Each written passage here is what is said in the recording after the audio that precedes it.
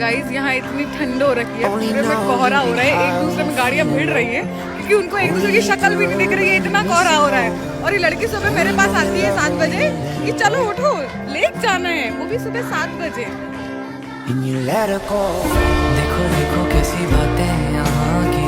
है, साथ पर है साथ ना भी क्या